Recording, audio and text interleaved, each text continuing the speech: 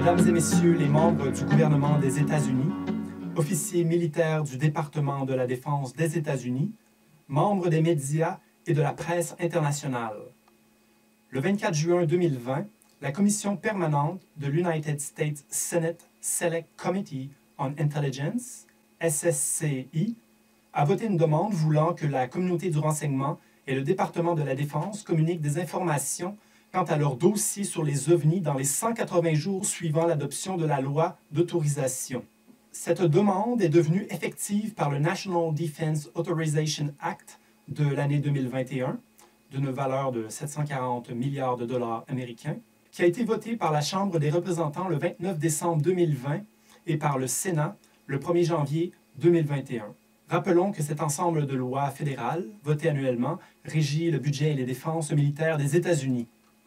Suite à cette annonce, la communauté des chercheurs universitaires sur les OVNI et aussi l'ensemble des intéressés et des passionnés par ce sujet mystérieux s'attendait à ce que le groupe de travail sur les phénomènes aériens non identifiés, UAP Task Force, remette un rapport au comité sénatorial 6 mois plus tard, en janvier 2021, tel que stipulé. Or, cette directive n'a pas été respectée, car seul l'Office of the Director of National Intelligence a rendu public, le 25 juin dernier, un rapport préliminaire d'à peine 7 pages.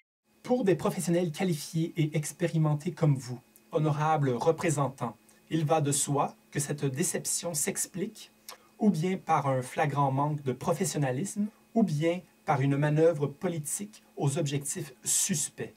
Et comme le directeur du renseignement national est désigné par le président, cela laisse deviner un changement d'attitude de la part de la récente administration Biden sur ce sujet. Au cours de la conférence de presse qui va suivre, vous entendrez les opinions éclairées d'une trentaine de spécialistes et sommités sur les OVNI provenant d'une dizaine de pays. Vous apprendrez ainsi que les chercheurs universitaires et autres investigateurs indépendants ne sont pas non plus satisfaits de cette surprenante déclaration officielle. Il est bien écrit dans le rapport que 11 cas ont failli mener à une collision aérienne et, noir sur blanc, que les phénomènes aériens non identifiés posent clairement un problème pour la sécurité aéronautique et peuvent constituer un défi pour la sécurité nationale des États-Unis. Pourtant, la série des bourdes majeures de la part des États-Unis à propos du sujet des OVNI et de la conquête de l'espace ne date pas d'hier. Autant le pour et le contre de la réalité de ces phénomènes ont été officiellement déclarés au cours des 7 dernières décennies, depuis les célèbres projets d'études de l'US Air Force des années 40, 50 et 60, jusqu'aux révélations des insiders et des anciens employés au cours des dernières décennies. À titre de co-organisateur de cette conférence de presse, je tiens moi aussi à soulever quelques critiques.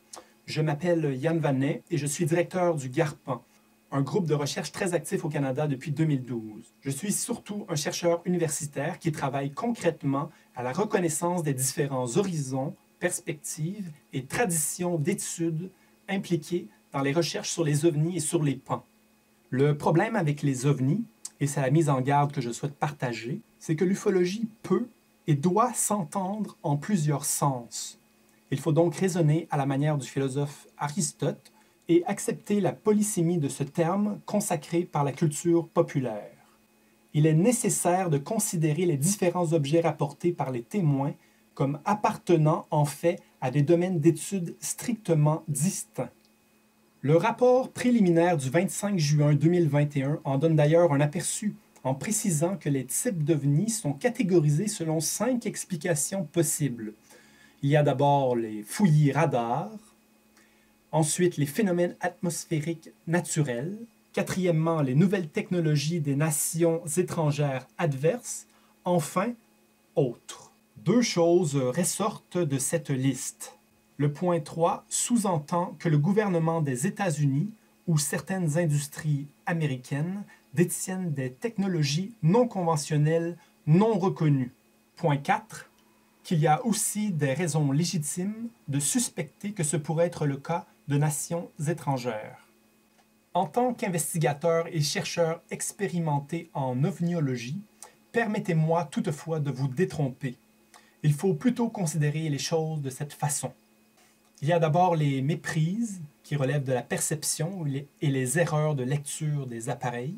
Ensuite, il y a en effet les phénomènes naturels d'intérêt scientifique. Les méprises peuvent être autant humaines que techniques et relèvent du champ investigatif de l'ufologie, dont s'occupent beaucoup de groupes amateurs.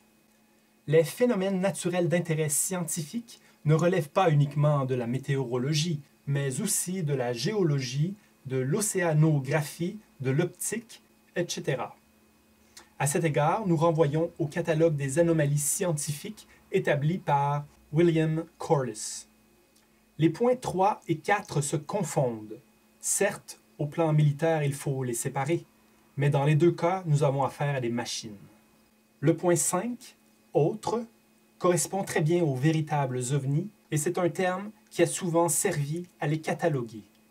Par contre, les recherches sur les ovnis ont mis en évidence l'existence d'au moins deux autres phénomènes intrigants et controversés. D'abord, un phénomène qui intéresse primairement les anthropologues, les folkloristes, les mythologues, mais aussi les philosophes et les phénoménologistes. Il existe en effet une intelligence, peut-être la psyché des témoins eux-mêmes, qui interagit réellement avec la conscience des témoins et est en partie conditionnée par l'environnement. Ensuite, quelques rares cas d'ovnis admettent raisonnablement la plausibilité de l'hypothèse d'une origine extraterrestre. C'est le domaine de la prospective et des protocoles de communication, par exemple la déclaration de principes concernant les activités subséquentes à la détection d'une intelligence extraterrestre adoptée par l'Académie internationale d'astronautique, l'AIA. Certes, les militaires cherchent d'abord à déterminer s'il s'agit d'une menace, mais cela ne devrait pas empêcher d'offrir au public assoiffé de réponses un tableau cohérent et complet des phénomènes associés aux ovnis. Les militaires et les dirigeants consciencieux ont sans doute raison d'appréhender une menace émergente, mais au lieu d'extraterrestres venus du cosmos qui se font attendre, on risque très bientôt d'être confronté à de nouveaux acteurs sur la scène géopolitique mondiale, car l'intelligence artificielle produit déjà des intelligences supra-humaines. Et quand le rapport énonce que l'objectif initial sera d'utiliser l'intelligence artificielle et les machines d'apprentissage automatique pour regrouper et reconnaître des similarités et des modèles dans les caractéristiques des ensembles de données, en se référant au rapport sénatorial 116-233, il y a lieu d'aller s'enquérir. La section 505 nous informe que le directeur du renseignement national doit effectuer une évaluation des contrôles des exportations liées à l'intelligence artificielle, IA, aux puces électroniques, aux équipements de fabrication de pointe et à d'autres technologies basées sur l'IA. Et dans les commentaires du comité, point 3, de cette Intelligence Authorization Act pour l'année fiscale 2021, on nous informe sur les objectifs de l'Algorithmic Warfare Cross-Functional Team du département de la Défense. Le plan de cette équipe est d'intégrer des algorithmes d'intelligence artificielle non supervisés, par exemple des algorithmes qui apprennent à partir de données sans être entraînés, permettant à l'intelligence artificielle de s'auto-améliorer dans le Project Maven. En somme, le cadre de ce rapport préliminaire est trop étroit. Le nombre de cas traités est minime, 144 cas entre 2004 et 2021, la plupart au cours des 2 dernières années.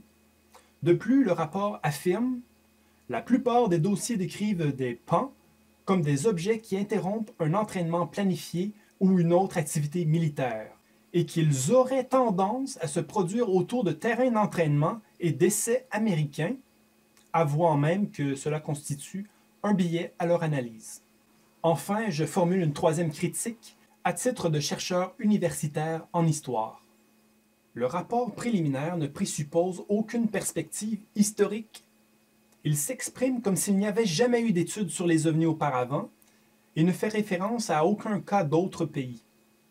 Lorsqu'il est affirmé en page 4 qu'aucun Standardized Reporting Mechanism n'existait jusqu'à ce que l'US Navy en établisse un en mars 2019, cela est faux. Autant aux États-Unis que dans de nombreux pays, il existe depuis un demi-siècle des procédures pour apporter les observations non identifiées. D'autre part, si la marine américaine a établi un tel protocole des signalements d'OVNI depuis 2019, pourquoi n'est-il pas question des OANI, des objets aquatiques non identifiés?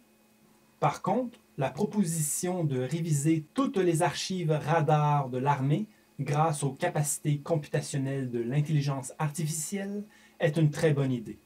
En conclusion, on ne peut qu'éprouver un sentiment mitigé face à ce rapport incomplet, trop court, fautif et sans recul historique.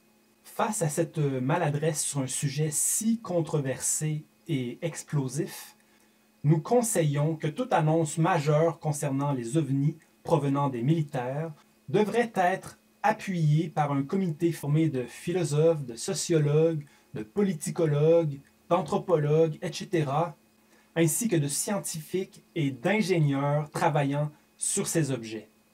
Cette précaution culturelle permettrait de mieux coordonner une réception intelligente et organisée des données à partager. En vue d'évaluer la qualité du rapport complet à venir, je vous propose, honorables représentants du peuple américain, de consulter entre-temps le rapport récent de 377 pages de la commission 3AF Sigma 2, rédigé par l'Association aéronautique et astronautique de France, justement en prévision de la publication du rapport de votre département de la Défense. Vous y trouverez un très bon exemple comparatif. Les recherches rigoureuses sur les OVNI existent et elles sont pertinentes à maintes égards. Elles ne devraient pas être détournées de leur visée scientifique en vue de gagner du capital politique, de manipuler le public ou de mener des campagnes de désinformation. Merci de votre attention.